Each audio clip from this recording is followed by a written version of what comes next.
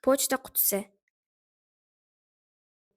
Abdulla boboning biroz qaddi egilgan, ancha qarib qolganiga qaramay, hamon yuzida nur bor. Mahalla oxiridagi uyda yolg'iz yashaydi.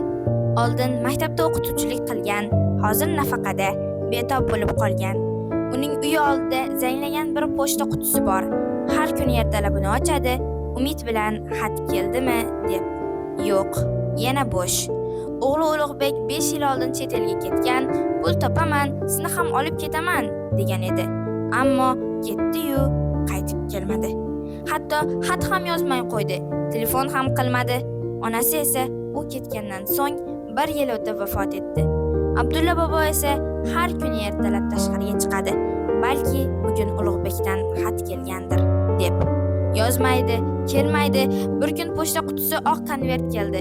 U zo'rg'a titrayotgan qo'llari bilan konvertni ochdi. Ko'zlariga ishonmadi. Bu xat emasdi. Bu bildirishnoma edi. Siz uyingiz elektr to'lovini 3 oydan buyon to'lamaganingiz uchun chiroq uziladi. U asta yerga o'tirib oldi. Konvertni qattiq ushlab o'tiraverdi. Ko'zlarida yosh, faqat bir gapni pichirladi. O'g'lim xat yozmabdi.